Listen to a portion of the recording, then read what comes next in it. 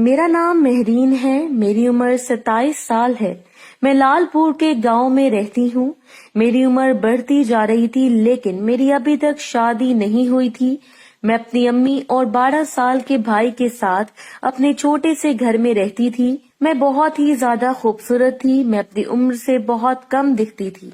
इसकी वजह ये थी कि मैं अपनी सेहत का बहुत ज्यादा ख्याल रखती थी और हर रोज गांव की एक लंबी सी सड़क पर रात को वर्जिश करती थी ताकि मेरी शादी जल्दी हो जाए और मैं भी किसी को पसंद आ जाऊं।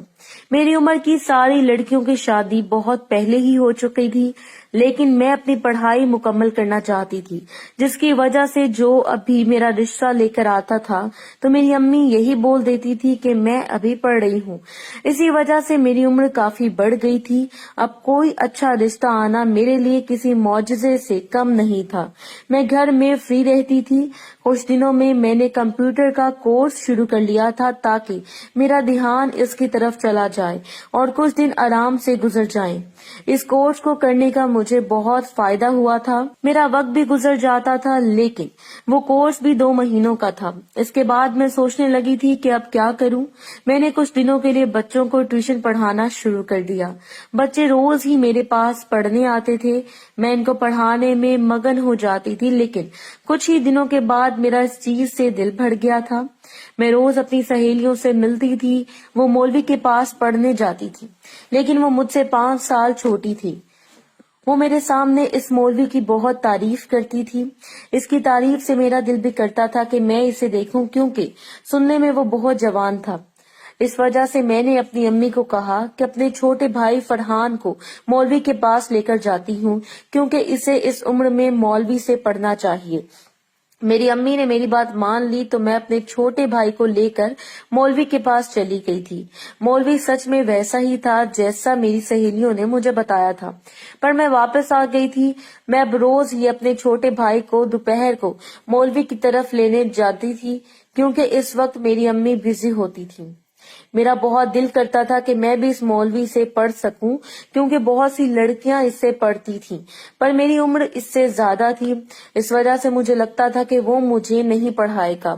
एक मर्तबा मैं अपने कजन के घर गई हुई थी, जब मेरी अम्मी मेरी जगह मेरे भाई को मौलवी की तरफ से लेने चली गई थी। लेकिन वो जैसे ही मेरे भाई को लेकर घर आई तो इन्होंने मुझे बताया कि कल से मैं भी अपने छोटे भाई के साथ मौलवी के पास जाया करूंगी। मुझे हैरानगी हुई थी, पर मैं बहुत खुश हो गई थी, क्योंकि मेरी दिली मुराद जो पूरी हो गई थी।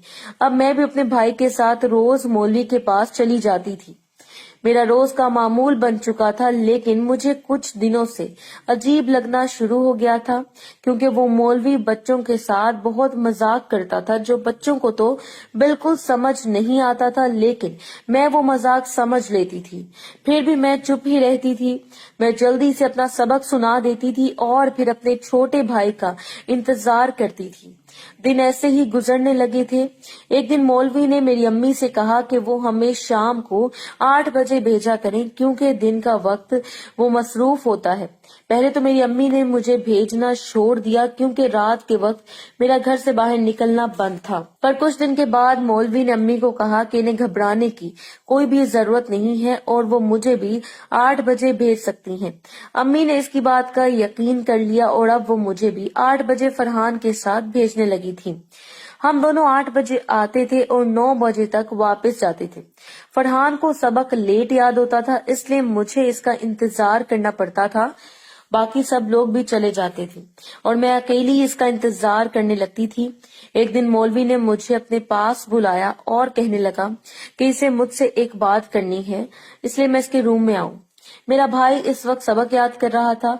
मैं अंदर इसके रूम में चली गई। जब इसने मुझे अपने पास बैठने का कहा, मैं पहले तो हैरान हुई कि वो क्या चाहता है, लेकिन फिर मैं भी इसके पास चली गई थी। वो मुझे घूर कर देखने लगा था। मैं इस वक्त बहुत पछताई थी कि काश मैंने वो सूट इस दिन ना पहना होता, क्योंकि वो सूट बहुत फिटिंग में था। मैंने जल्दी से अपना दुपट्टा सेट कर लिया था और फौरन बाहर निकल गई थी।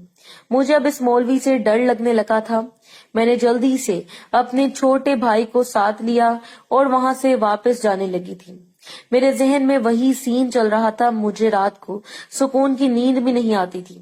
मैंने सुख का सांस लिया था कि मैं किसी मुसीबत में नहीं पड़ी। میں نے فیصلہ کر لیا تھا کہ اب میں مولوی سے نہیں پڑھوں گی کیونکہ میری ابھی شادی ہونی تھی، اس لیے مجھے اپنی حفاظت کرنی تھی۔ لیکن میری امی کو اس بات کا علم نہیں تھا اور میں بھی انہیں نہیں بتا سکی، جب ہی وہ مجھے زبردستی مولوی سے پڑھنے کے لیے بھیجتی تھی۔ میں اب جلدی سے سبق سنا کر واپس آ جاتی تھی اور اپنے بھائی کا انتظار بھی نہیں کرتی تھی۔ دن ایسے ہی گزرنے لگے تھے۔ ایک دن میری امی کو کسی کی شادی میں جانا تھا، اس لیے وہ میرے چھوٹے بھائی کے ساتھ شادی پر چلی گئی تھی۔ انہوں نے مجھے مولوی سے پڑھنے کے لیے بھیج دیا تھا۔ میں اس دن کافی پریشان ہوئی تھی، لیکن میرے پاس اور کوئی چارہ نہ تھا۔ جب ہی میں بھی مولوی سے پڑھنے چلی گئی، شام کا وقت تھا، سب بچے باری باری پڑھ کر چلے گئے تھے، پر مولوی نے مجھ سے کوئی سبق نہیں سنا تھا۔ میں بہت ہی حیران ہوئی تھی۔ میں جب بھی اس کو سنانے کے لیے جاتی تو وہ مجھے پھر سے لائن میں لگا دیتے تھے۔ سب بچے سبق سنا کر واپس گھر چلے جاتے تھے اور اب صرف میں ہی رہ گئی تھی۔ جب مولوی صاحب نے مجھے اپنے روم میں بلا لیا، میں بھی ان کی بات مان کر ان کے پیچھے چلی گئی تھی، کیونکہ باہر ویسے بھی بہت سردی تھی۔ لیکن میری یہ حرکت میری سب سے بڑی غلطی ثابت ہوئی تھی، کیونکہ اس کے بعد جو ہوا تھا وہ میری زندگی کا سب سے برا خواب تھا۔ میرے وہم و گمان میں بھی نہیں تھا کہ وہ مولوی میرے ساتھ کچھ ایسا کرے گا۔ اس نے مجھے زبردستی وہ سب کرنے کا کہا تھا جو میں بالکل بھی نہیں جانتی تھی۔ میں نے اس سے دور ہونا چاہا، پر وہ مجھے کہنے لگا کہ اگر میں نے یہ سب نہ کیا تو وہ مجھے گھر نہیں جانے دے گا۔ میں بھی اب پھنس چکی تھی۔ اگر میں اس رات گھر نہ جاتی تو میرے محلے میں میری بدنامی کی خبر پھیل جانی تھی۔ میں نے اس مولوی سے کہا کہ مجھے چھوڑ دے، مجھے گندا نہ کرے۔ میں اب تک اس چیز سے بچی ہوئی تھی، کیونکہ اس سب کا حق ایک ہی انسان کو تھا جس نے میری زندگی میں آنا تھا۔ پر مولوی کی آنکھوں میں مجھے دیکھ کر چمک اور بھی گہری ہو گئی تھی۔ میں نے چلانا شروع کر دیا تھا، لیکن اس گھر میں مولوی اور میرے علاوہ کوئی بھی نہیں تھا۔ میں نے دل میں سوچا تھا کہ کاش میرا بھائی آج بھی میرے ساتھ ہوتا تو یہ سب بالکل بھی نہ ہوتا۔ میں نے گھر سے بھاگنے کی کوشش کی، لیکن اس نے مجھے دوبارہ پکڑ کر گھسیٹ لیا تھا۔ میں پوری اس کے رحم و کرم پر تھی۔ میں نے غصے میں آ کر اس کے منہ پر ایک تھپڑ لگایا تھا۔ اس حرکت سے وہ مولوی بہت غصہ ہوا تھا، جب بھی اس نے مجھے بیڈ پر دھکا دے دیا تھا۔ میں نے بہت چیخو پکار کی تھی، پر اس رات کوئی بھی مجھے بچانے والا نہیں تھا۔ مولوی نے جی بڑھ کے اپنی ہوس پوری کی تھی اور میری پرواہ کیے بغیر اس نے مجھے گندا کیا تھا۔ کچھ دیر کے بعد وہ تھک گیا تو مجھے بھی بھاگنے کی ہمت ملی تھی، پر مجھ سے چلنا محال تھا۔ میں فوراً ہی اپنے گھر کی طرف بھاگی تھی۔ رات کے 11 بج رہے تھے۔ مجھے لگ رہا تھا کہ میری امی واپس آ گئی ہوں گی، لیکن میں جیسے ہی گھر گئی تو گھر میں کوئی بھی موجود نہیں تھا۔ میں نے جلدی سے پانی پیا اور اپنا سانس بحال کیا۔ میری حالت بہت خراب ہو گئی تھی۔ میرے کپڑے بھی جگہ جگہ سے اس حرکت کا ثبوت پیش کر رہے تھے۔ میں نے فوراً ہی اپنے کپڑوں کو تبدیل کیا تھا۔ میرا دل کر رہا تھا کہ میں اس کپڑوں کو جلا دوں۔ میں کپڑے دھو کر اب چھت پر آ گئی تھی۔ اس کپڑوں کو میں نے جلا دیا تھا اور اپنے اندر کے غصے کی آگ کو اس حرکت سے ختم کیا تھا۔ کچھ دیر بعد میں نے کھلی ہوئی ہوا میں سانس لیا تھا، جب مجھے ایسا لگا جیسے گھر میں کوئی آیا ہو۔ میں فوراً نیچے آ گئی تھی۔ امی واپس آ گئی تھی۔ اب وہ مجھے دیکھ کر حیران تھی کہ میں اتنی سردی میں کیوں نہائی ہوں۔ میں ان کے گلے لگ کر پھوٹ پھوٹ کر رونے لگی تھی اور ان سے کہنے لگی تھی کہ آج کے بعد میں اس مولوی کے پاس بالکل نہیں جاؤں گی۔ پر امی مجھ سے پوچھتی رہی کہ میں انہیں نہ جانے کیا وجہ بتاؤں، لیکن میں نے کچھ نہ بتا سکی۔ میرے پاس وہ الفاظ نہیں تھے۔ اب میں اپنے گھر پر ہی رہنے لگی تھی۔ اس بات کو 1 سال گزر چکا تھا۔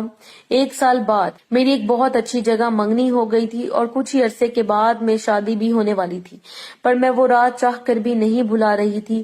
مجھے بہت ڈر تھا کہ اگر میرے ہونے والے شوہر کو پتہ چل گیا کہ میرے ساتھ پہلے سب کچھ ہو چکا ہے تو میری زندگی برباد ہو جائے گی، لیکن میں نے بھروسہ کیا اور شادی کی تیاریاں شروع کی۔ کچھ عرصے کے بعد مجھے اس مولوی کے بارے میں خبر ملی تھی کہ اس کو کسی جرم کی وجہ سے پکڑا جا چکا ہے۔ میں اس خبر پر بہت خوش ہوئی تھی۔ مجھے بھی سکون مل گیا تھا۔ اب مجھے پتا چلا تھا کہ اس نے میرے علاوہ بھی کافی لڑکیوں کو نشانہ بنایا تھا اور ان کے ساتھ زبردستی کی تھی۔ کسی لڑکی نے اس کو پولیس کے حوالے کیا تھا۔ میری یہی کوشش تھی کہ اس مولوی کو سخت سے سخت سزا ہو تاکہ آئندہ کسی کو بھی یہ سب کرنے کی ہمت نہ ہو۔ دن ایسے ہی گزرنے لگے تھے۔ میری شادی کے دن بھی اور قریب آ رہے تھے۔